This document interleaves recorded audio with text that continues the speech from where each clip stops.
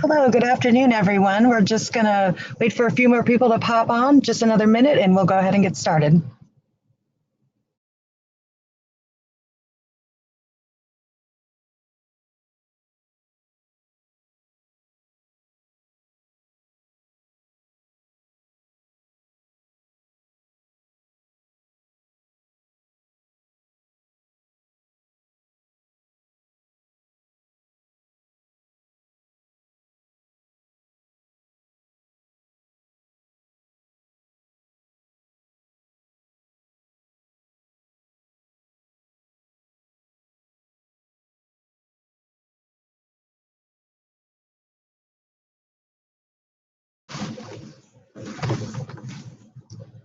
All right, hello, everyone. I'd like to thank you for taking the time to attend our webinar today. Introduce myself, I'm Angie Swirsky. I am the Mapping and GIS Sales Manager for Navigation Electronics and a moderator for today's webinar. With me on the line is Jarrett Frazier. Jarrett is the Geospatial Product Manager for Trimble, which includes the R2, which we're going to talk about today, and Eric Bach, NEI's own Training and Support Manager. Eric will be discussing cloud-based workflows, specifically pairing the R2 with Trimble TerraFlex and Esri Collector. We're going to pose some poll questions throughout the webinar. Your input is greatly appreciated. That being said, we're going to start with a poll question, and that poll question is, who online is currently using the Trimble R2?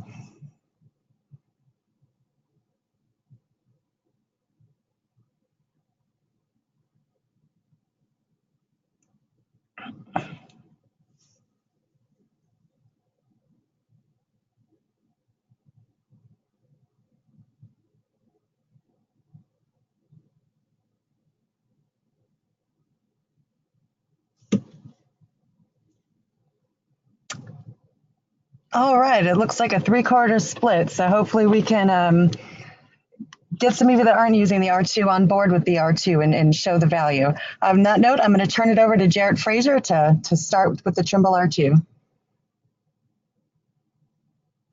All right, hello everybody. As Angie mentioned, I'm Jarrett Frazier, one of the product managers at Trimble, responsible for the R2.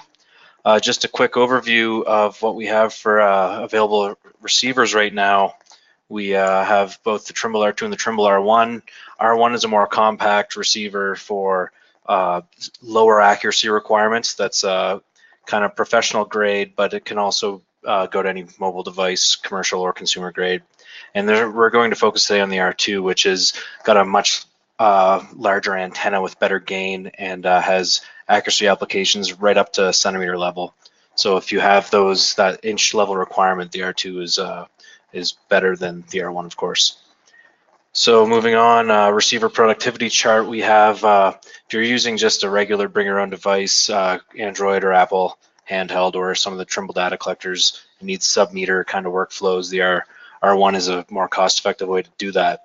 The R2, on the other hand, is scalable, so you can get the kind of same accuracy level as the R1, be it with a better antenna, right up to sub-inch accuracy, depending on what options you would like to purchase for it.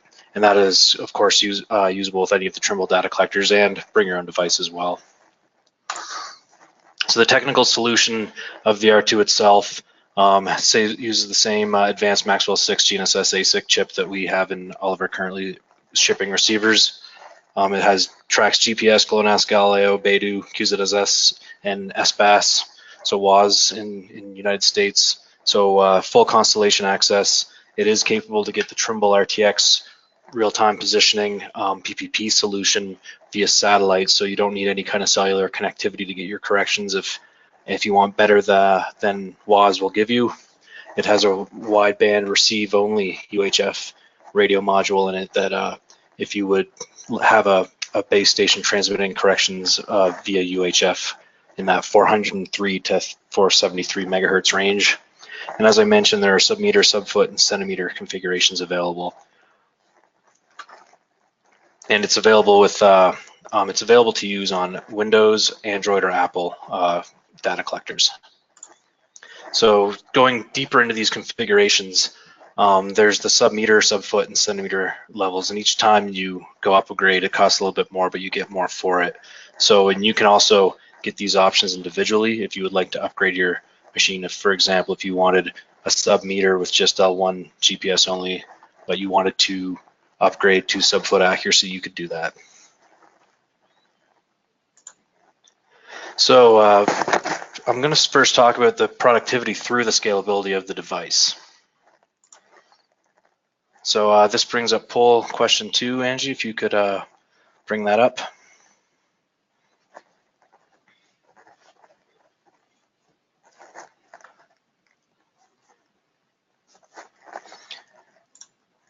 And yeah, this is more or less how often your accuracy requirements would be.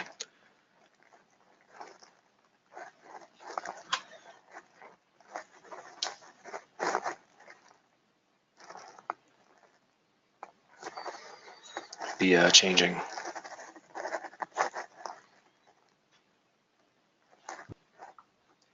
So looking like there's a lot of variation in here. So moving on. So basically the reason we asked that question is when you buy that R2 unit, you might only need that kind of couple of feet requirement for accuracy. So if that's what your first job is and you need to buy a big fleet of receivers, that you can meet that need. But then you have the ability to upgrade once that job, the next job requires, you know, a sub-foot accuracy level. You don't have to actually buy physically new hardware to get that better accuracy level. You can just add an upgrade to your existing unit. So specific to the R2, the different features and different capabilities of each of the levels of accuracy and feature set we offer. So the same R2 unit, as I mentioned, can function at any of those feature levels. So if you buy that GPS only R2 that's sub-meter, good for a couple of feet, and you need a better receiver for better accuracy, you can just simply add that accuracy level upgrade to that same R2. And you can do that post-purchase. So if you have R2s in your possession right now that are only sub-foot and you need a centimeter level, then you can do that today if you'd like. And when you're upgrading these purchased R2 units, you can upgrade a single feature or a full feature set. So if you want to go directly right up to the full access of everything that we have to offer for the R2, you can do that. Or if you just need something, like if you want Galileo, you need that now all of a sudden because of a requirement you have in a job, then you can just add that single feature set. So this is bringing me to what do you need? Actually, a few feet, less than a foot, or an inch. So basically a low-cost job, like I described earlier, you can get that fleet of receivers configured with the lowest capabilities to log data, and that can be purchased at a very low price point and get the job done quickly and efficiently and save a lot of operating costs when you're just paying that lower price for these lower accuracy receivers. And then if your next job requires finer accuracy requirements, we have the centimeter edition R2. So I'd like to bring up that the next poll question.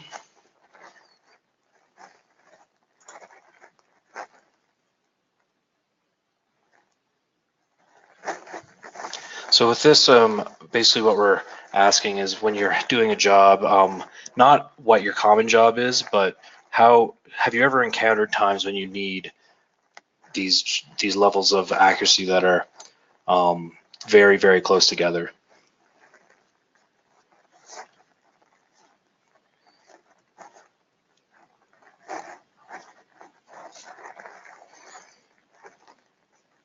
So it's looking like we have over half of respondents are under a foot or even an inch or two. So moving on, that Trimble R2, the centimeter edition, you have horizontal accuracy of up to 1 centimeter, so less than half an inch.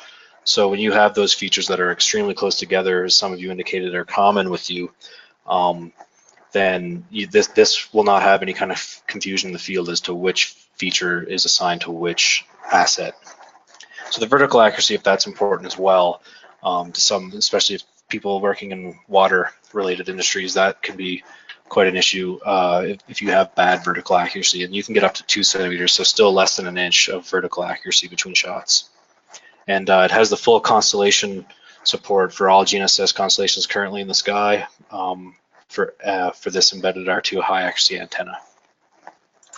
So if you have a larger high accuracy job after you have that existing fleet of sub-meter R2s, you're in a large area with a strong real-time virtual reference station network coverage, you can purchase this centimeter edition brand new or upgrade your original receiver fleet to these network capable centimeter level rovers for a much smaller incremental cost than as if you would buying them new.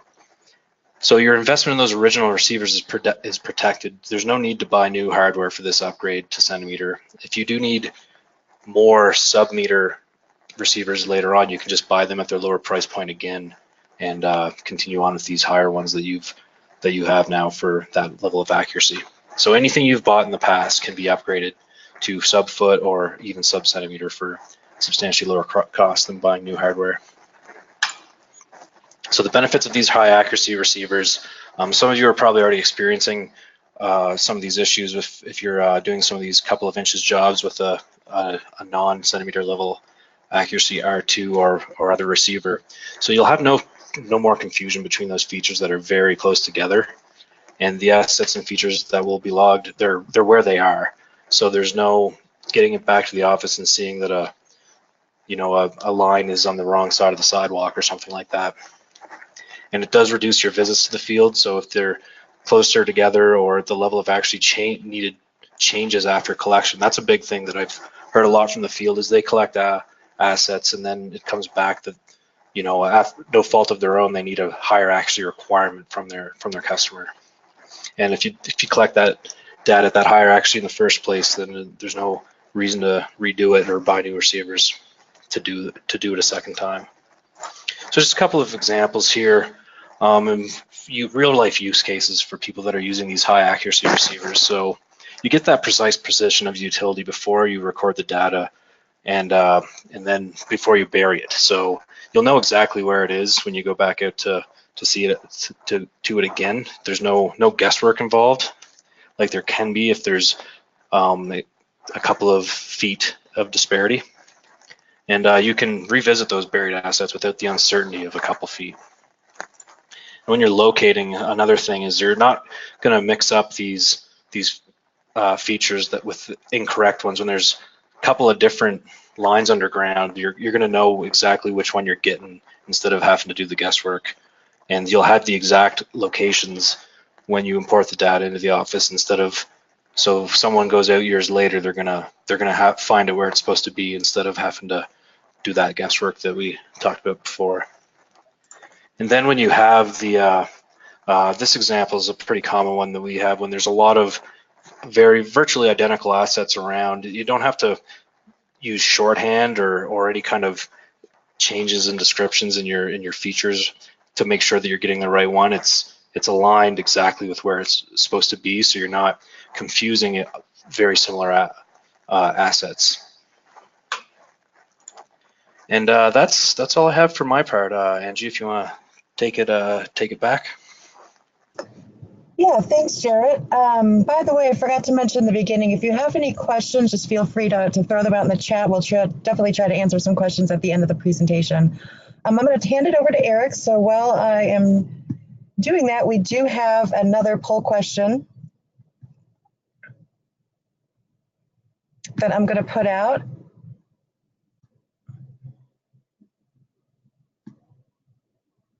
So, kind of going into segue into what Eric's going to talk about is, we pair these devices, with something in the field. So what are you currently using as far as a bring your own device?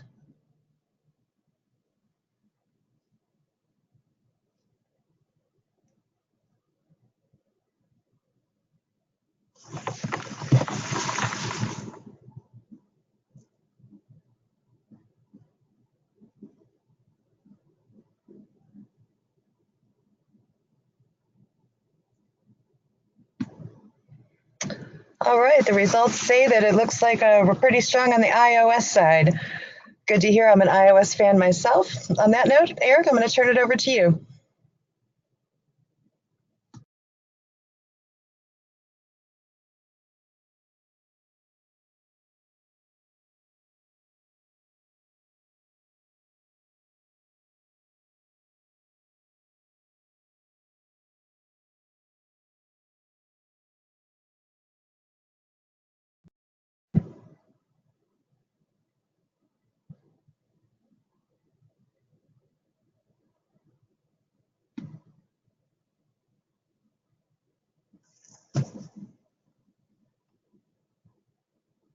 Eric, are you on mute by chance?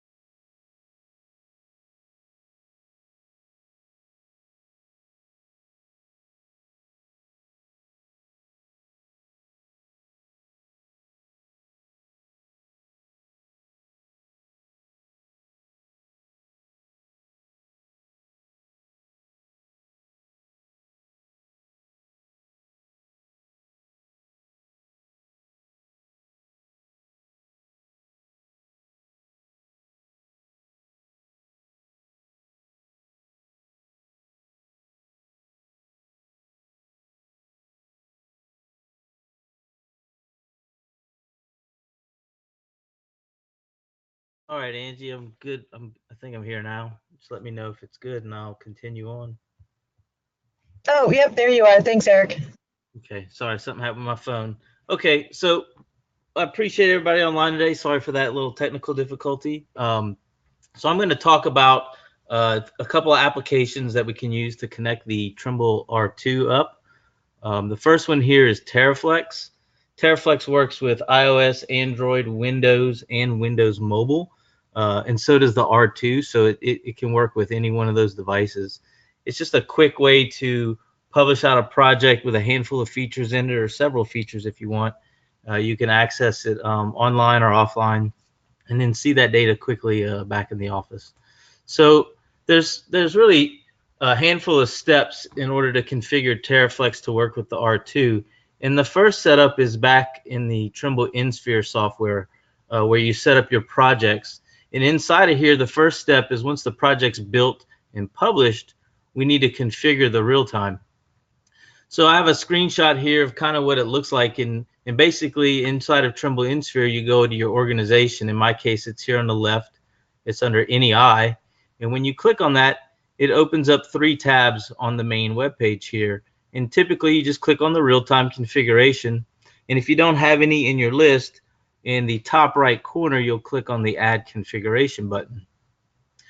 Once that pops up, you're able to give your configuration a name and a little description underneath that. And then from there, you pick the type of real-time you want to use. In the case of today, I'm going to use the internet option, which lets me talk to a VRS or a local base station. But you can see here in the list, we have SBAS, we have Trimble's RTX, either via satellite or internet. And then we also have SBAS here. And it looks like they just included a serial port one recently. The next step is once you pick your real time, some may have a little bit more inputs that you need to put in here. So in this case, for the intrip, I put in my LSU login here, which is the C4G. You put in a port, and then once you do that, it's going to ask you to pick some kind of a source. So LSU offers a handful of different sources that you can pick from. Some real times, maybe just a direct connect. It may not have a in-trip source. You may connect directly to the CMX correction or RTCM correction. If your login or your source requires a login, you put that information in. And then finally at the bottom, there is some datum transformation that you have to set up. You pick here. In this case, I have selected the ITRF to NAT83 2011, and this is going to put my data back in WGS84 as far as my datum. If anyone has questions on that, that's something you can definitely call us on, and we can go over on that part of it. Once you configure the real time, you then need to link it to your project.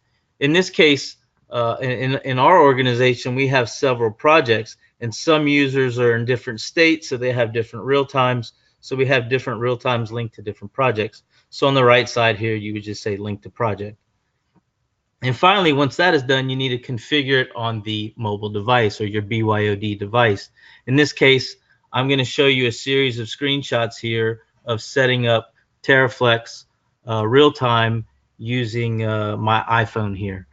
So these screenshots, I've assumed that we've already set up Bluetooth with the R2. We're just going to open the Teraflex application, And in the left side here at the top, there's an icon here with 3 lines. Some call it the hamburger icon, whatever you want to call it. We're just going to click on that button, and it's going to open up a little screen on the side here.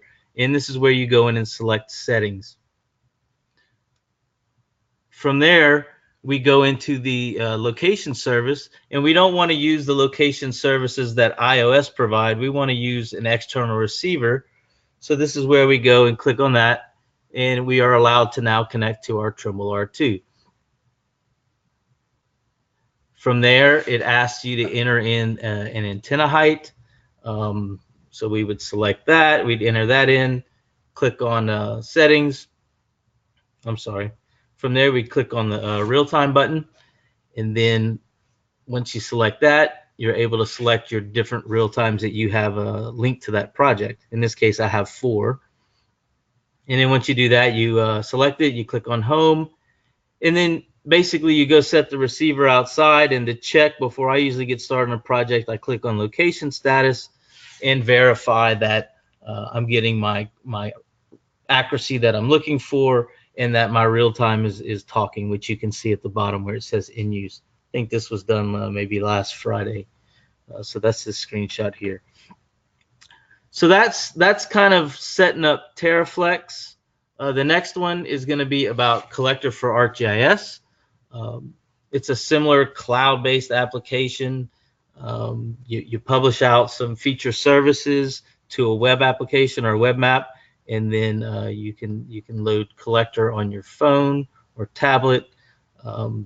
You will need an organizational account, and then you can use it through ArcGIS Online or Portal for ArcGIS or for Server. So we're going to go through. Collector actually has, well, we'll just talk about what's new here, and then I'll talk about the 2 applications they have out. So right now with Collector Classic, we have external support for high accuracy receivers, kind of what we're going to discuss today. You are actually able to do GPS averaging. You can set up some GNSS metadata. There are some free tools on GitHub that allow you to, or even in ArcGIS Pro now, that you can run, and it'll automatically build the required GNSS metadata that you need. Do note that if you turn on GPS averaging, that some of those metadata fields do not populate. The new versions of Collector support Trimble Catalyst. It looks like I spelled that wrong there. And you can actually rename some pictures. Some interesting things that are coming out with this, you may have heard about it. It's Collector Aurora. It's currently in beta version. They're going to support vertical elevations. The software actually has smarter forms. It's quite nice. I'm testing it right now. There's some better symbology. You can do a little bit of programming in there as well. So what we're going to go through is I'm going to show setting up Trimble R2 on the classic version of Collector first, and then we'll go into the Aurora version. So the first step is we need a Bluetooth to our R2 to the device that you're using. And with the classic version of Collector, you're required to run Trimble GNSS status app to configure the real time before you go in and set up the Collector software. Windows 10 users, there's an extra step with NEMA output, and you want to be, if you're using the R2, you want to be on the 522 firmware. Finally, you configure the Collector app to use the R2. So what we'll do here is we'll step through just like we did in the last one. Oh, I got one more button here. Collector Classic and then Collector Aurora. The nice thing about the Aurora one is Trimble and Esri work together and built GNSS status pretty much into the software. So we'll get to see that as well. All right, so we'll start with GNSS status here. You run this. First thing you need to do at the bottom of GNSS status is click on Location Services. You'll go into Bluetooth, select the R2. Once you verified that it's connected to the R2, we then go into the hamburger icon, top left, go into corrections, and then we'll set up the real time. So it's kind of similar to how it was on the internet version on InSphere, where we set up the real time. In this case, I'm going to choose internet. Again, I'll set up for my local VRS here in Louisiana, which is GulfNet, put in my information. verify that my accuracy is correct. And I have 2 extra windows here that I wanted to put up. That's really all you have to do before you start Collector. But I do want to point out, if you look over on the top screenshot all the way to the right under the settings there, we have different things. And if you click on preferences, it brings up this change preference window that I have open. And you can set up metric versus US. You can set up this positioning source where it'll either use location services every time you start GNSS status, or if you wanted to remember your Trimble receiver like the R1 or R2. And then finally here, this is for the Windows 10 users and third-party applications that need NEMA. There's actually a NEMA tab as well under settings, excuse me, that you can set up and apply to the Bluetooth of the R2. So now from here, we start up Collector Classic. So basically you'll log into your Collector app on your phone. In the top right corner, there's a little menu here they call it maybe the profile button. Inside of here, we go into settings. And then from there, we click on the provider. Right now, it's saying integrated receiver. So if you were connected to a tablet, let's say an Android tablet or an iPad, it would be using the integrated location services, if you will. So what we want to do is we want to add the Trimble R2 to that. So we click on that provider button. In the top right button, there's a plus sign. From there, you will see the Trimble R2. You'll select it. You're going to hit an antenna height button, and you type in an antenna height. I use a 2-meter pole. And in this case, I've typed in 2.11. So some of y'all may be asking, why am I typing in this 0.11 if I'm using a 2-meter pole? So the Collector software, at least in the classic version, it doesn't include the antenna reference point, antenna phase center. So I have in a red box here the phase center from the bottom of that mount to where the actual antenna is, or that phase center is 0.112 millimeters. So that's where I get that 0.11 from. So if anyone has questions on that, we can answer offline if needed. But anyway, that's why I put that 2.11 in there. From there, sometimes the software will automatically select the receiver you pick. If it doesn't, just make sure you highlight your receiver. In this case, I highlighted my Trimble R2. And then I go back to the settings button. And now I'm back into my provider. The next step will be setting up the location profile. But just for this, let's just assume I have it on there. What I would then do is open a map up. In the bottom right corner is your GNSS connected. And it's in green right now because it meets the accuracy I have set required. In this case, if I look back on the other screenshot here, my accuracy is set to 30 feet. So that's why it's green. But if you actually click on the button, it'll bring up your information about that GNSS receiver. In this case, it's telling me my horizontal and vertical accuracy, my fixed type, how long I've been talking, maybe to the real time, stuff like that, my accuracy, satellites, etc. So that is the Collector part. What I will do is go into the location profile because it comes up quite a bit. People ask about this location profile. So we'll just run through this one. So right here, I'm going to click on the location profile, hit the add button at the top. And the first thing it asks you is, it says, select your GNSS coordinate system. So that is the corrections coming from your real time. In most cases, if you're using VRS, they are in NAT83, the 2011 datum. So what I do right here under the search button is I type in 2011. If you start scrolling through the list, you might be there for 5 or 10 minutes because there's a ton of datums in here and coordinate systems. So I just type in 2011 and just select it from the list. The next one is choose the map coordinate system. And this is one that confuses or can get a little confusing. Let's say you published out a feature class from your Esri desktop and it was in, let's say, State Plane, NAT83. But then you go into ArcGIS Online and you build your web map. Well, if you use a web map from Esri, it automatically puts the map projection in Web Mercator. So in most cases, you'll just type in web here and choose the web Mercator coordinate system. Please note at the bottom, if you have, it's the default selected to geography on Collector Classic. So you'll never find this web one unless you click on that projected button or tab at the bottom of the screen there. So just kind of keep that in mind. With the new version of Aurora, I think they did away with the 2 tabs and it shows up right in the middle. So I select Web Mercator there. The next thing it says is zoom into where you're located, and it'll be a whole map of the world. So I just zoom in on kind of where I'm working in the States, and then you select a transformation. So Esri, the way they work is the top one is probably the most applicable to what you're doing, but they list all the other options. So in this case, I'm picking WGS84 using the ITRF08 Epic and the NAT83 2011 transformation. And then finally, it asks you to give it a name. And then just like we did with the location profile, you want to make sure that it's set to your new one. If it's not, if it's still on default, just use the checkbox and check next to VRS.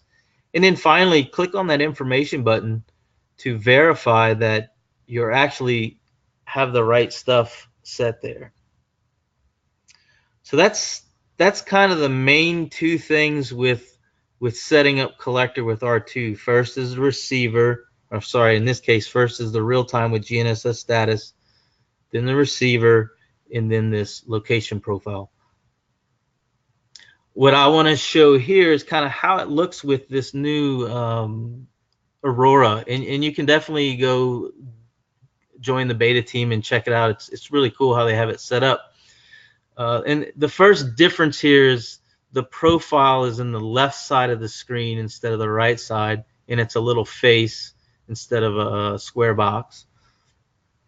Oops. So the next step here, in the next few slides are going to be exactly the same as they were in Collector Classic. You choose your provider, you click the add button, you select your R2, and you enter the antenna height. The new difference here, and this is where where the GNSS status or the Trimble API is now included. You'll see now we have a source button under antenna height. So I'm going to click on the source button here, and now I have 4 options. Am I going to connect directly to an internet source? Am I using Ntrip? Ntrip's what I'm using for the LSU network or for the FDOT network, whereas direct IP is more like using Mississippi GC network, or maybe the Alabama network or ALDOT. Their network is a direct IP. We also have the RTX and the SBAS as well. So I've tested all these. They're all working in Collector just fine with this Aurora version. Here I enter in my profile. I'm sorry, not my profile. My URL and my port number to get into LSU. I hit the connect button.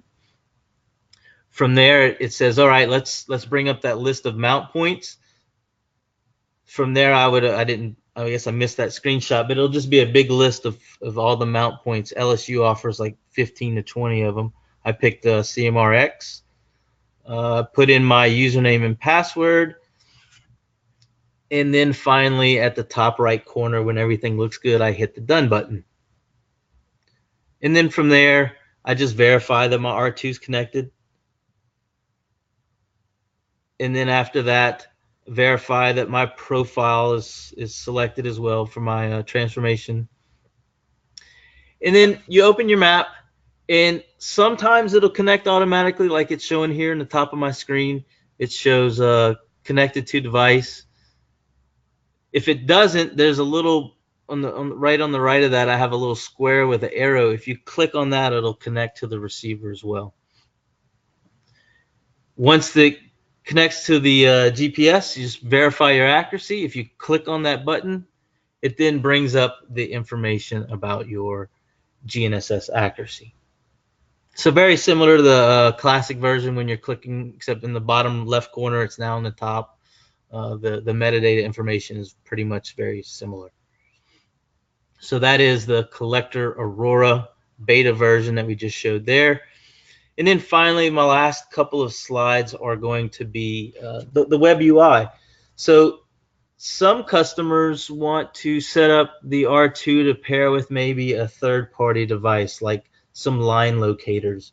We've been testing with some of the boring machines, and they have a line locator, and they have their own software. The locator itself can connect to Bluetooth and get high accuracy, and get the accuracy will go, and the GPS information will go into their software. So in this case, we can go in and configure in the web UI, and you can also do some other things. So basically, you have an IP address, and I don't have it up here. If anybody's interested, I can provide it, and it's in the user manual. But you connect. First thing you do is connect the R2 to the Wi-Fi. In this case, I'm on a laptop, and then once it comes up, you put in a username and password to log in, basically admin and password, and then from there, it opens up with this screen, and I click on this receiver status, and first thing I do is click on receiver options, and then under precision capability, depending on the type of rover. So Jarrett had mentioned sub-meter, sub-foot, and then centimeter options for the R2. Under the rover type, depending on what you have, it may say, precise, sorry, it went away, precise 10 by 10, limited 10 by 10 for the sub-foot version, precise RTK for centimeter. There's some other things that we can go in here and check. We have another thing here under the I/O configuration. This is where you would go and set up the Bluetooth in order to output NEMA. In this case, you'll want to be running firmware 537 to have this option here under Bluetooth that says maintain configuration when powered off. And that way, every time you power it on, it'll remember, hey, I want to output certain NEMA strings on a Bluetooth port. I think I have one more in here. Let's see what else we have. We can also configure the R2, like if I was using RTX corrections, to always power up and start using my RTX correction service, and then output that. So it'll automatically be logging those corrections when the data is coming into your app. This is more for users in a third-party software other than Trimble TerraFlex or Esri Collector that kind of have it built in to set up. This is more for third-party applications, this part. And then we have here the ability to check firmware and update firmware. You can also log into the R2 from your iPhone. Just go and pull up the Google browser and type in the IP address and port. But I just kind of want to show the kind of the back end of the Trimble R2 here that you can customize up. So I think that's all I have, Angie. Hopefully that kind of helped everybody out. I will take these slides and create little Word docs on just setting up for TerraFlex, and maybe setting up for Collector Classic and one for Collector Aurora. And then probably easier is I'll have a couple videos of doing it online as well on our YouTube channel. But for the most part, we will make that available for everybody to use. And if they want something specific, they can always reach out to us as well. All right, thanks, Eric. I do have one last poll question I neglected to ask a little bit earlier, and that's simply like, what sort of data collection are you currently using?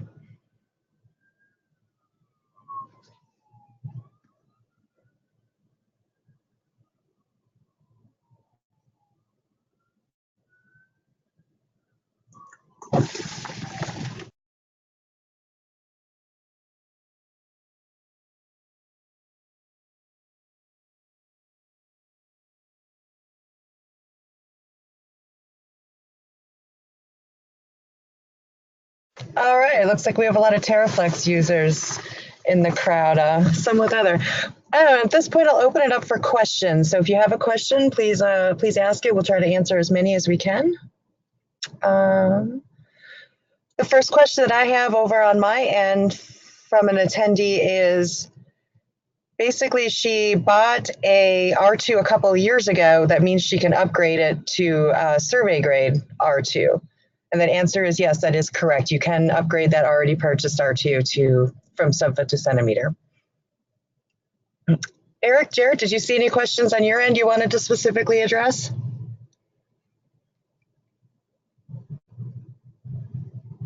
I don't see anything over here.